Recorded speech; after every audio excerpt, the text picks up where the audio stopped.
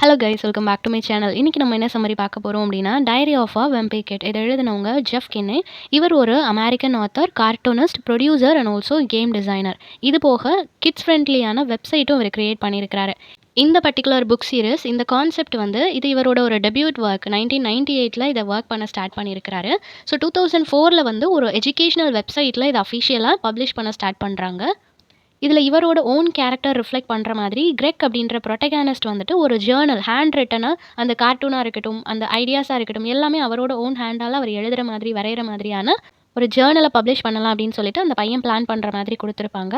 Originally இந்த particular புக்கை எழுதி முடிக்கிறதுக்கு 8 இயர்ஸ் ஆயிருக்கு. ஸோ 8 இயர்ஸாக ஒர்க் பண்ணிவிட்டு அதுக்கப்புறம் தான் இதை வந்து பப்ளிஷ் பண்ணியிருக்கிறாங்க. ஒரு ட்ரெடிஷ்னல் சில்ட்ரன் புக் மாதிரி இல்லாமல், ட்ரெடிஷ்னலாக சில்ட்ரன் புக் நம்ம பார்க்குறோம் அப்படின்னா அதில் வந்துட்டு அந்த ப்ரொட்டகானிஸ்ட் எப்படி இருப்பாங்க, கண்டிப்பாக நல்லவங்களாக தான் இருப்பாங்க, ஹீரோ மாதிரி எல்லாத்தையும் காப்பாற்றுற மாதிரி இருக்கும். இவர் அந்த ட்ரெடிஷ்னல் ரூலை வந்து பிரேக் பண்ணுற விதமாக ஆன்டி ஹீரோ கான்செப்ட் கொடுத்துருப்பாரு. இவரோட ஹீரோக்குள்ளே சில ஈவல் குவாலிட்டிஸும் இருக்கிற மாதிரி மென்ஷன் பண்ணியிருப்பாரு. அமெரிக்காவில் இருக்கக்கூடிய ஒரு மிடில் ஸ்கூலில் நடக்கிற மாதிரி இருக்கும். எக்ஸாக்ட்லி நேம் வந்து மென்ஷன் பண்ணியிருக்க மாட்டாங்க.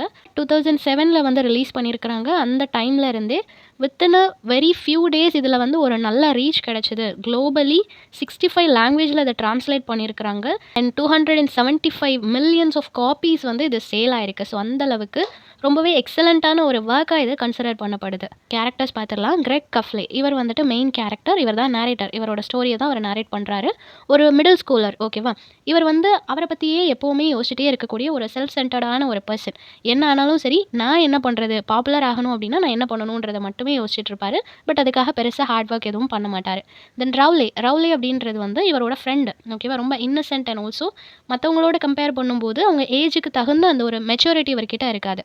தென் ராட்ரிக் அப்படின்றது வந்து கிரெக்கோட ஓல்டர் பிரதர், ஹை ஸ்கூலில் படிப்பார். தென் மேனி அப்படின்றவங்க கிரெக்கோட யங்கஸ்ட் பிரதர். சூசன் அப்படின்றவங்க கிரெக்கோட மாம். தென் ஃப்ராங்க் அப்படின்றவங்க கிரெக்கோட டேட். இவருக்கு வந்து சிவில் வார் ஹிஸ்ட்ரி எல்லாமே ரொம்ப பிடிக்கும். தென் ஃப்ரெக்லே அப்படின்றவங்க கிரெக்கோட நெய்பர், ஓகேவா. அவங்க பண்ணக்கூடிய விஷயங்கள் எல்லாம் கிரெக் ரொம்ப ஆக்வர்டாக ஃபீல் ஆகிட்டு இருக்கும். ஸோ இவ்வளோ தான் இம்பார்ட்டன்ட் கேரக்டர்ஸ். ஓகே, சம்மரி பார்த்துடலாம். எப்படி ஸ்டார்ட் பண்ணுறாங்க அப்படின்னா, இப்போ கிரெக் வந்துட்டு அவனோட ஒரு ஜேர்னலை இன்ட்ரடியூஸ் பண்ணுறான். ஆக்சுவலி டெய்லி என்ன நடக்குது அவனோட மிடில் ஸ்கூலில், அவன் என்னெல்லாம் எக்ஸ்பீரியன்ஸ் பண்ணுறான் அப்படின்றத அவன் எழுதி வைக்கிறான். அது அவன் டைரின்னு சொல்லி மென்ஷன் பண்ணலை. இது என்னோட ஜேர்னல் அப்படின்னு சொல்கிறான், ஓகேவா. ஸோ அவன் அந்த ஜேர்னலை எழுதுறதுக்கான ரீசன் என்ன அப்படின்னா, ஃப்யூச்சரில் அவனுக்கு ஒரு நல்ல நேம் அண்ட் ஃபேம் கிடைக்கணும், ரிச்சான பர்சனாக அவன் மாறணும் அப்படின்றதுக்காக இந்த ஜேர்னலை ஸ்டார்ட் பண்ணுறதா ஃபர்ஸ்ட்டே அவன் வந்து மென்ஷன் பண்ணியிருக்கிறான். தென் இந்த ஜேர்னல் எழுதுறதுக்கான ஐடியா வந்து அவனுக்காக தோணுது கிடையாது. அவங்க அம்மா ஆக்சுவலி சொல்லியிருப்பாங்க, நீ ஒரு ஜேர்னல் எழுதணும், நீ ஃபேமஸ் ஆகணும் அப்படின்றது எல்லாமே அவங்க அம்மாவோட ஐடியா. ஸோ அதை வந்து இவன் ஃபாலோ பண்ணிகிட்டு இருப்பான். அவன் படிக்கிற அந்த மிடில் ஸ்கூல் வந்து எப்படி இருக்குது அப்படின்னா, ரொம்ப ஹார்ஷ் அண்ட் ஆல்சோ ஒரு காம்படேட்டிவான ஒரு பிளேஸாக இருக்குது. ஸ்மாலர் அண்ட் வீக்கர் அப்படின்ற மாதிரி சின்ன பசங்க எல்லாத்தையும், அந்த சீனியர் பாய்ஸ் இருப்பாங்க இல்லையா, அவங்க ரொம்ப ஹிமிலேட் பண்ணுறது, அவங்க எல்லாரையும் டாமினேட் பண்ணுறது, இந்த மாதிரியான விஷயங்கள் எல்லாம் அங்கே ஜாஸ்தியாக நடந்துட்டு இருக்கு. ஸோ பிக்கர் கிட்ஸ் கிட்ட சர்வே பண்ணுறதுக்கு இந்த ஸ்மாலர் கிட்ஸ் ரொம்ப கஷ்டப்படுற மாதிரியான ஒரு சிச்சுவேஷன் தான் அங்கே இருக்குது அப்படின்றத மென்ஷன் பண்ணியிருக்கிறாங்க. தென் கிரெக்கோட வீட்டில் ரொட்ரிக் அப்படின்னு சொல்லக்கூடிய இவரோட மிஸ்சீவியஸான ஒரு ஓல்டர் பிரதர் இருக்கிறாரு, ஓகேவா. அவனுக்கு எப்போவுமே என்ன வேலை அப்படின்னா, இவனை ப்ராங்க் பண்ணிகிட்டே இருக்கணும். அவன் ஏமாந்து போகிறான் இல்லை பயப்படுறான் அப்படின்னா அதை பார்த்து சிரிக்கிறதா அவனுக்கு வேலையாக இருக்கும். ஸோ அதனாலேயே அவன் கிட்டேருந்து கொஞ்சம் இவன் தூரமாகவே இருப்பான். தென் யங்கர் பிரதர் மேனி இருக்கிறான் இல்லையா, அவன் வந்துட்டு யங்கர் அப்படின்றதுனால அவனோட பேரண்ட்ஸ் வந்து அவனுக்கு பயங்கரமாக செல்லம் கொடுத்து அவனை ரொம்ப ஸ்பாயில் பண்ணி வச்சுருப்பாங்க. ஸோ எந்த ஒர்க்குமே ப்ராப்பராக பண்ணாத ஒரு கிட்ட அவன் இருப்பான்.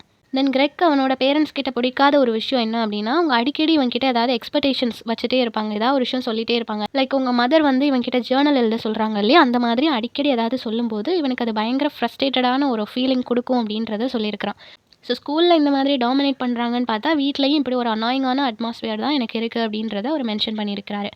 தென் இப்படிப்பட்ட சரௌண்டிங்கில் இவருக்கு இருக்கக்கூடிய ஒரே ஒரு ஃப்ரெண்டு ரவுலே அப்படின்றது ரொம்ப சியர்ஃபுல்லான அண்ட் ஆல்சோ இன்னசென்ட்டான ஒரு பாய். இவனுக்கு வந்து இந்த சோஷியல் ரூல்ஸ் எதுவுமே தெரியாது. எல்லாரும் எப்படி பிஹேவ் பண்ணுறாங்க, நம்ம எப்படி பிஹேவ் பண்ணுறோம், அது எதையுமே அவன் கன்சிடர் பண்ணாமல் ரொம்ப சைல்டிஷாக பிஹேவ் பண்ணிகிட்டு இருப்பான். ஸோ அவனோட பிஹேவியர் சம்டைம்ஸ் பார்க்குறவங்களுக்கு ரொம்ப அன்ஈஸியாக ஃபீல் ஆகும். என்னடா இப்படி பிஹேவ் பண்ணுறானே அப்படின்ற மாதிரி சுற்றி இருக்கிறவங்களுக்கு ஃபீல் ஆனாலும் அதை பற்றி கன்சிடர் பண்ணாமல் கிரெக் வந்து அவனோட ஒரு நல்ல ரிலேஷன்ஷிப் மெயின்டைன் பண்ணிகிட்டு இருப்பான். ஏன் அப்படின்னா, அவங்க 2 பேருக்குள்ளே ஒரு லாயலான அண்ட் ஆல்சோ ஒரு அண்டர்ஸ்டாண்டிங் இருக்கும். ஸோ அதனாலையும் கிரெக் அந்த ரிலேஷன்ஷிப்னால சில பெனிஃபிட்ஸ் இருக்குது அப்படின்றதுனாலையும் அந்த ரிலேஷன்ஷிப்பை கண்டினியூ பண்ணிகிட்டு இருப்பான். உங்க ஸ்கூல்ல வந்து சீஸ் டச் அப்படின்ற ஒரு கான்செப்ட் இருக்கும். இது என்ன அப்படின்னா, அவங்களோட ஸ்கூலுக்கு பின்னாடி ஒரு பெரிய மோல்டி பீஸ் ஆஃப் சீஸ் இருக்கும். ஓகேவா? அத யாராவது டச் பண்ணிட்டாங்க அப்படின்னா, அவங்கள வந்து சீஸ் அப்படின்னு சொல்லுவாங்க. அவங்கள எல்லாரும் ஒதுக்கி வச்சுருவாங்க. அந்த ஸ்கூல் முடிக்கிற வரைக்கும் அந்த பையன வந்து எல்லாரும் ஒதுக்கியே வச்சிருப்பாங்க. அவன்கிட்ட யாரும் பேச மாட்டாங்க. அவன டச் பண்ண மாட்டாங்க. ஸோ இந்த ஒரு கான்செப்ட்குள்ள நம்ம போயிறக்கூடாது, இத டச் பண்ணிறக்கூடாதுன்னு சொல்லி எல்லா குழந்தைங்களுமே ரொம்ப கான்ஷியஸா இருப்பாங்க.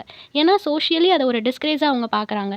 இப்போ கிரெக்கோட வொர்க் என்ன அப்படின்னா, அவன் எப்படியாவது ஏதாவது பண்ணி இந்த ஸ்கூல்ல ஃபேமஸ் ஆகணும், அட்டென்ஷன் கிராப் பண்ணணும் அப்படின்னு சொல்லி ட்ரை பண்ணிட்டே இருப்பான். ஸோ அப்போ நெறைய பிளான் பண்றான். பட் எல்லாமே ஃபெயிலியர்ல தான் முடியுது.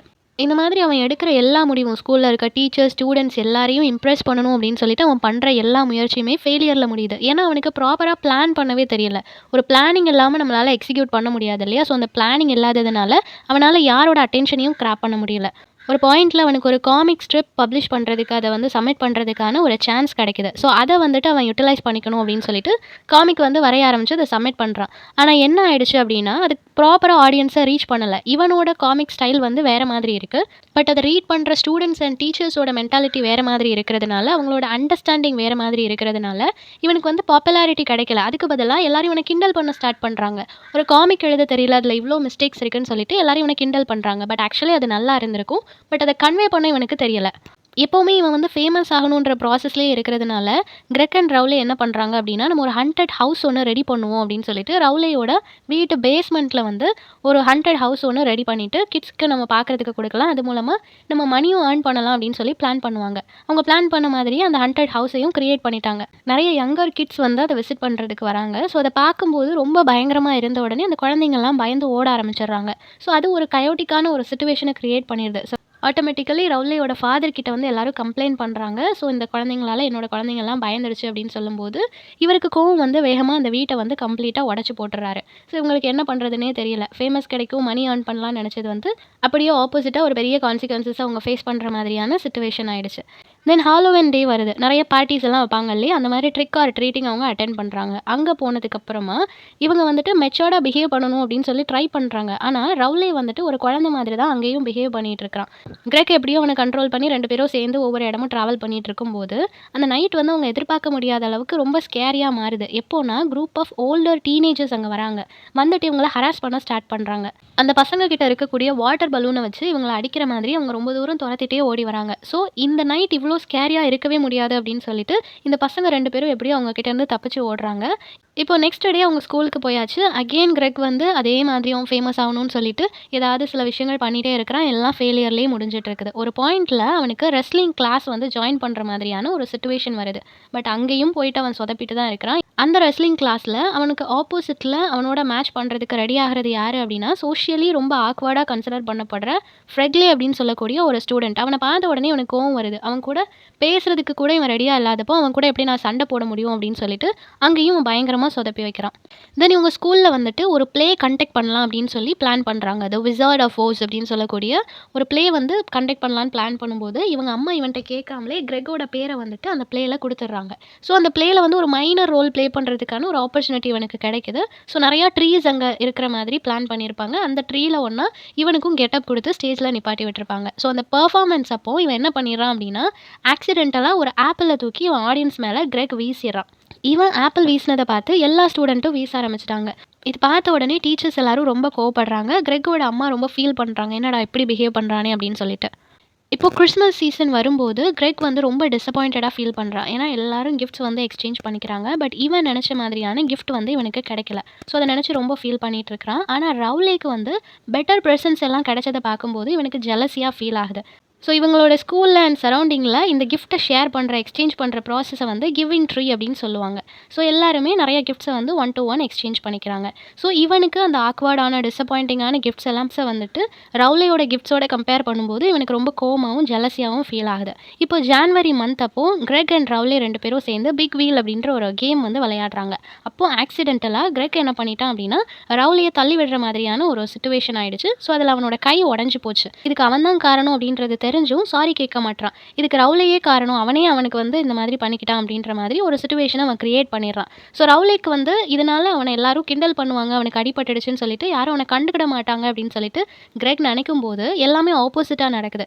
எல்லாருக்கும் ரவுலை மேல ஒரு சிம்பத்தி கிரியேட் ஆகுது. கிளாஸ் மொத்தமா அவனுக்கு அட்டென்ஷன் குடுக்குறாங்க. கேர்ள்ஸ் எல்லாரும் அவன ரொம்ப நல்லா பார்த்துக்கிறாங்க. இத பார்க்கும்போது இவனுக்கு இன்னும் கோவம் வருது.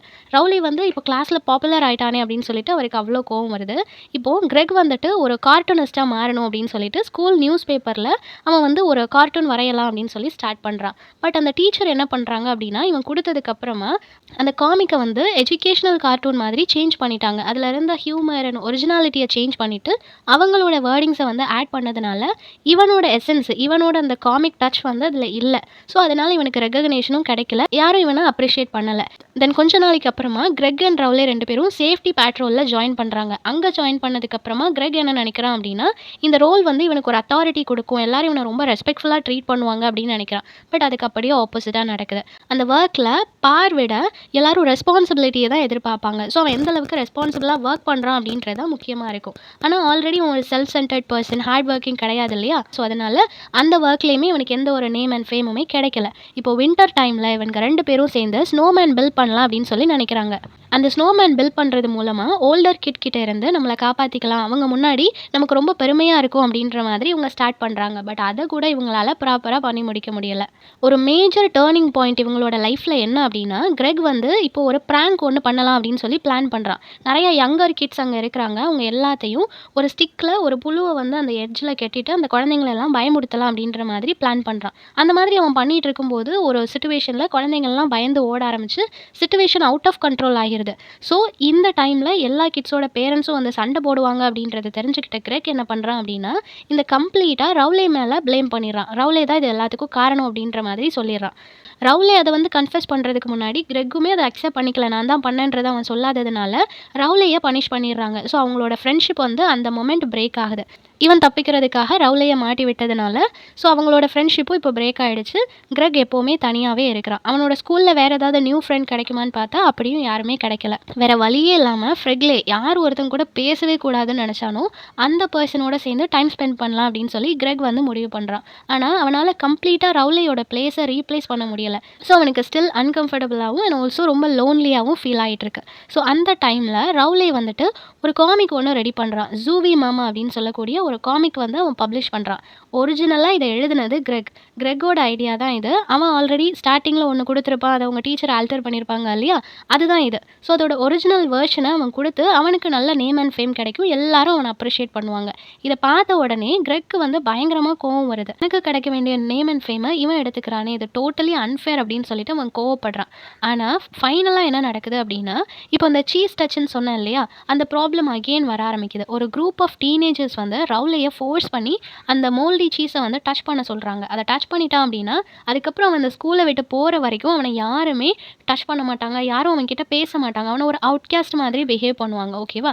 ஸோ அவனை ஃபோர்ஸ் பண்ணும்போது கிரெக் அந்த இடத்துக்கு வரான். அவனுக்கு புரிஞ்சு போச்சு ரவுலே அதை டச் பண்ணால் அவனை யாரும் மதிக்க மாட்டாங்கன்னு சொல்லிட்டு கிரெக் அந்த இடத்துக்கு வந்து சொல்கிறான், நான் தான் அன்னைக்கு அந்த சீஸை எடுத்து தூக்கி வேற இடத்துக்கு வீசிட்டேன் அப்படின்ற மாதிரி சொல்கிறான். இதை கேட்ட உடனே எல்லாருக்கும் என்ன புரியுதுன்னா, அப்போ ஆல்ரெடி கிரெக் அதை டச் பண்ணிட்டான். ஸோ அவனை தான் நம்ம அவுட்காஸ்ட்டாக கன்சிடர் பண்ணணும் அப்படின்னு சொல்லிட்டு எல்லாரும் இதுக்கப்புறமா இவனை டச் பண்ணக்கூடாது, இவன் கிட்ட பேசக்கூடாது அப்படின்னு சொல்லி எல்லாரும் முடிவு பண்ணுறாங்க.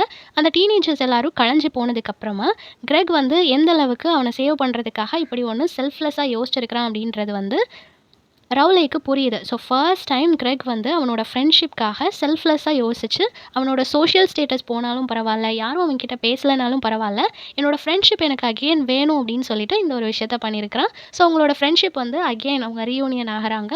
அகெயின் அவங்க பேச ஸ்டார்ட் பண்ணுறாங்க. ஸோ அந்த ஜேர்னல் எண்ட் ஆகும்போது அவன் என்ன சொல்கிறான் அப்படின்னா, ஃப்ரெண்ட்ஷிப் அண்ட் ஆல்சோ லாயல்ட்டி அப்படின்றது எவ்வளோ இம்பார்ட்டன்ட் அப்படின்றத நான் லேர்ன் பண்ணிக்கிட்டேன் அப்படின்றத சொல்லியிருப்பான். பட் ஸ்டில் அந்த செல்ஃபிஷான அந்த ஒரு ஆட்டிடியூட் கம்ப்ளீட்டாக அவன்கிட்ட இருந்து வேனிஷ் ஆகலை. அது அவன்கிட்ட இருக்குது. இருந்தாலும் ஒரு ஸ்லைட் டிஃப்ரென்ஸ் என்கிட்ட வந்திருக்கு அப்படின்றத வந்து அவன் சொல்லி முடிச்சிருப்பான். ஸோ இந்த சம்மரி எல்லாருக்கும் புரிஞ்சிருக்கும்னு நினைக்கிறேன். நெக்ஸ்ட் என்ன டாப்பிக்கில் வீடியோ போடலான்னு சொல்லி கமெண்ட் பண்ணுங்கள். தேங்க்யூ ஃபார் வாட்சிங்.